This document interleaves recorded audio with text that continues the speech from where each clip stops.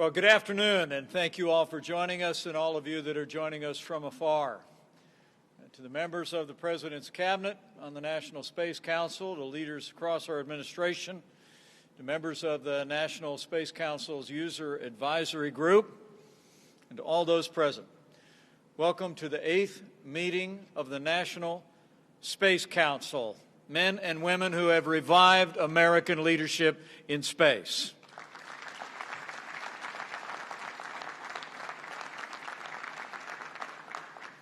It's a particular pleasure to be back here in Florida on the Space Coast, and also to be here at the world's premier gateway to space. Join me in thanking the Kennedy Space Center and Director Bob Cabana for their tremendous hospitality and leadership for space.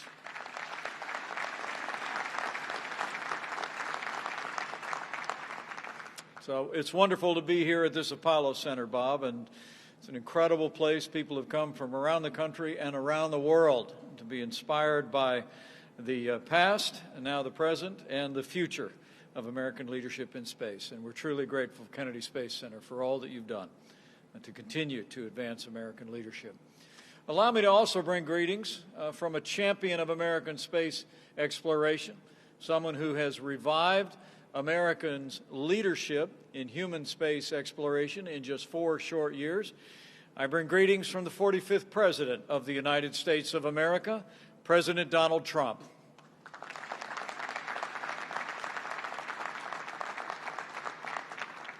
Today at this 8th meeting of the National Space Council, we will have updates from all of our Council's members about the progress that we have made, both in civilian, economic, and military advances in space. But before I start, let me at least acknowledge the passing of an extraordinary American whose life and contributions to American aviation have undoubtedly led to inspire the advances that we've made in the vast expanse of space.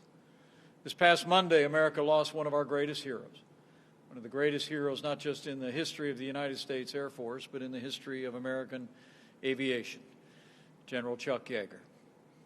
He was a man of a humble background, grew up in rural West Virginia, enlisted in the military. He would go on to become one of the greatest aviators of all time. Chuck Yeager was a war hero. He shot down 13 Nazi aircraft, but was himself shot down over France. Flew more than 150 military planes, a total of more than 10,000 hours, 30 years of active duty, and as history records, was the first man to break the sound barrier. General Chuck Yeager has now left us, made his final ascent, but it was my great honor as we renamed 2 Air Force bases as Space Force bases just a short while ago to announce that at the direction of President Donald Trump, we are initiating today efforts to rename an upcoming United States military base after the late and great General Chuck Yeager.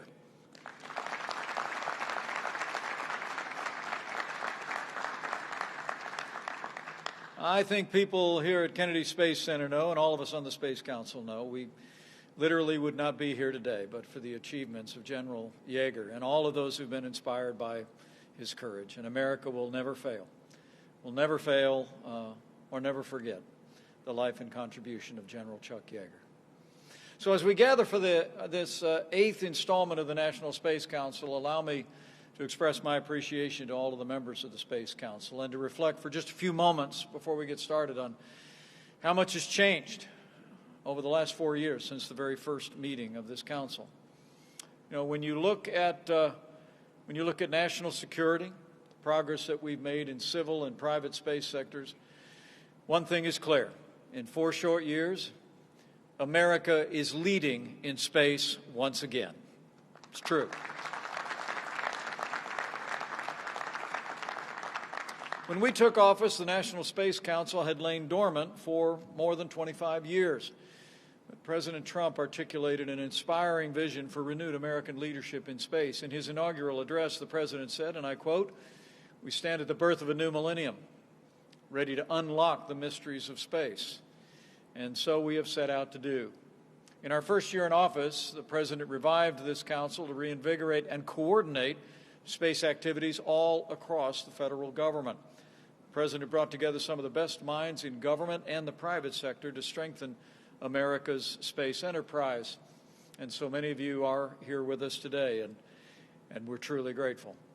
And whether it's providing for the common defense or growing our space economy across America, that's exactly what we've done throughout the past 4 years. In the very first days of our administration, the President signed multiple executive orders and presidential directives to reorient our space program to human space exploration. He took steps to unleash America's commercial space companies and to safeguard our national interests in the increasingly complex and competitive domain of space.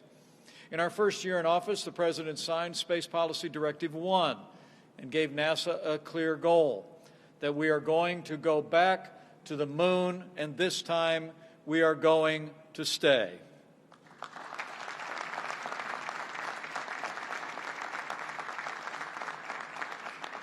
We made clear in our first year that the moon is not a final destination, but it's a base for developing and training for future deep space missions. We're going back to the moon, and then we're going to Mars and beyond.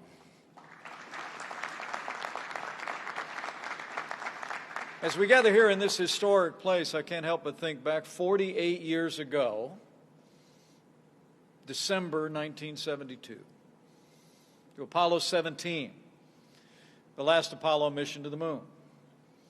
It would be December 14, 1972, that Apollo 17's commander, a Navy pilot named Gene Cernan, and a graduate of Purdue University in Indiana,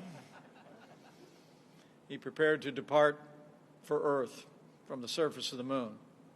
And he spoke words that have really echoed through our time as an ongoing admonition. He said, and I quote, "America's challenge of today has forged man's destiny of tomorrow." And he said, "As we leave the moon, we leave as we came. And God willing, we shall return with peace and hope for all mankind." Gene Cernan was the last man to walk on the moon, but he didn't want to stay the last. He spent the rest of his natural life advocating for America to go back to the moon. And we are going to honor Gene Cernan's memory by putting the next man and the first woman on the moon in just a few short years.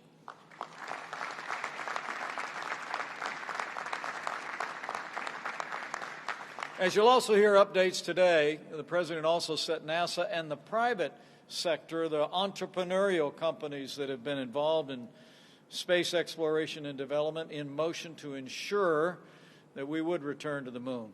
And then the next astronauts on the surface of the moon, and all the economic development in space will be driven by American ingenuity. And we're going to ensure that Americans are going to be the very first. The very first not only to develop on the moon and Mars, but also to continue to develop the economic potential of space exploration. Even in this challenging year in the life of our nation, when Americans have sacrificed so much, we've continued to make steady progress toward that goal of renewed American leadership in space. This spring, it was my great honor to attend the first crewed launch, along with the President of the United States, from right here at the Kennedy Space Center. It's the first time we sent American astronauts into space from Kennedy Space Center in nearly a decade.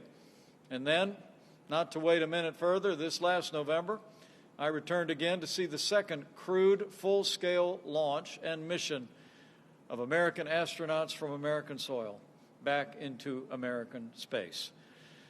That's the result of real leadership and renewed American leadership in space.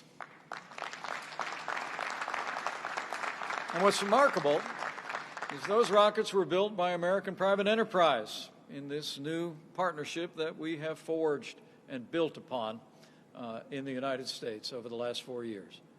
When a businessman turned president decided to renew our commitment to space, he knew it was important to unleash the power of America's private sector, and so we have done. As you will note out here today from the Secretary of Commerce, we went to work early on to cut and streamline out-of-date regulations that made the United States the #1 country in the world for space business, and will continue to accelerate investment and development in space.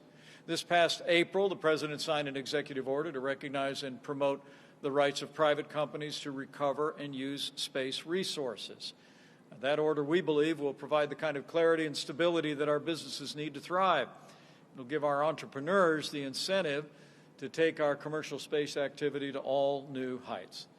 And just last week, NASA made its first commitments to buy lunar material from private companies and will continue to build on creating the kind of incentives that will generate investment and space development for generations to come. And even as we make great progress in expanding America's commercial activity in space, we also recognize the challenges of digital threats to our space operations. And that's why the President established cybersecurity principles for all of our space systems, whether government or private. The President put in place the world's first comprehensive space traffic management policy as well, and made it clear that we're going to use the resources, the capabilities, and the technologies of the private sector to make all space activities safer and more secure than ever before. It's amazing as you think about all these accomplishments in renewed human exploration in space from here in the United States, the difference that all these distinguished members of the National Space Council have made in America's future in space. But at the time that we acknowledge the progress that we have made in expanding human space exploration and reviving American space enterprise, we also recognize that there are challenges and even threats in space as well. As I just said, as we dedicated 2 Air Force bases now as the first 2 Space Force bases in America, space is a vacuum, but we aren't operating in a vacuum when it comes to our national security. The space race that began in the 1950s continues today. We are in the lead, but we are not alone. As you will hear today in the National Space Council from the Director of National Intelligence and others, China and Russia are continuing to develop space weaponry. Russia demonstrated a space-based anti-satellite weapon earlier this year. China is developing a new manned space station, and its robotic spacecraft will return samples from the moon in just a matter of weeks. In fact, China is increasingly emerging as a serious competitor in space, just as they are in other areas of the global economy and to the strategic interests of the United States. As the world witnessed, China recently landed an unmanned craft on the moon, and for the first time, robotically raised the red flag of communist China on that magnificent desolation. All of that competition, the investment of other nations on Earth, and security in space is among the reasons why our Commander-in-Chief took the unprecedented step of establishing the first new branch of our armed forces in some 70 years. President of the United States, now almost a year ago, signed into law the creation of the United States Space Force.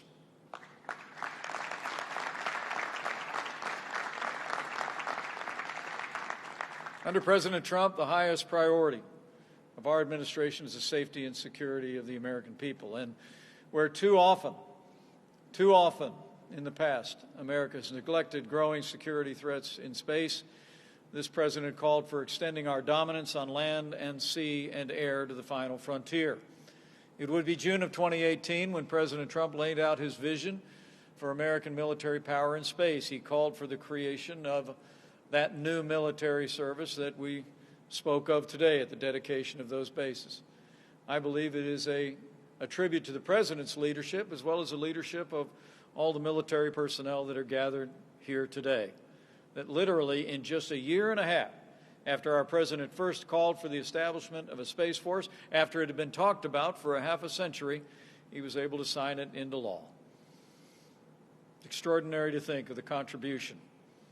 It's a contribution that the United States Space Force will make to the security of our nation and the perpetuation of our freedom.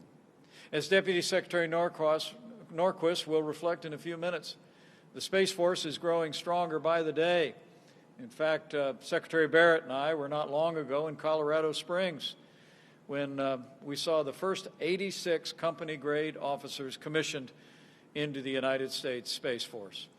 And we're pleased to be joined today by the Chief of Space Operations, the man who has been working around the clock to stand up the United States Space Force. Join me in thanking General Jay Raymond, who's with us here today. General.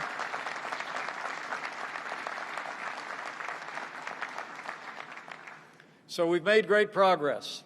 We evidenced that today in the dedication of Cape Canaveral Space Force Station and also Patrick's Space Force Base right here on the Space Coast in Florida. And I know the Lieutenant Governor of Florida is with us here today and is pleased to see that.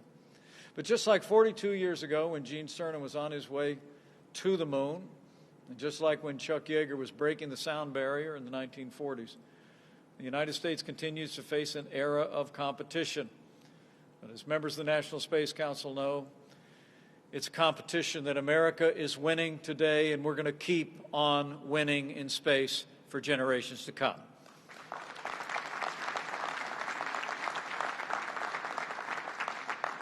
And that's one more reason today, while I'm pleased to announce that the President, as of today, has issued a new national space policy that we will articulate at this meeting of the National Space Council. The National Space Policy provides the President's direction to the executive branch on all space activities. It emphasizes that space is critical to our security and our way of life, and lays out the fundamental principles to put America first in space. Dr. Scott Pace will go into more detail about the President's new national space policy in just a few moments, but it represents our ongoing commitment at the National Space Council and throughout this administration to ensure American leadership in space. But for now, let me just say that because of the hard work of all the men and women of the National Space Council putting our President's vision into effect, because of the hard work of all of the dedicated men and women on our Space Council Advisory Group and the support of the American people and leaders in the Congress, we've made great progress in the last 4 years. But as you will hear again today, there is a renewed determination all across this nation and all across this government and all across every level of government to continue to build on the extraordinary progress that we've made. And today we will hear about that progress, the ongoing challenges and opportunities that America faces. So let me say once again, welcome to this 8th meeting of the National Space Council. Let's get to work.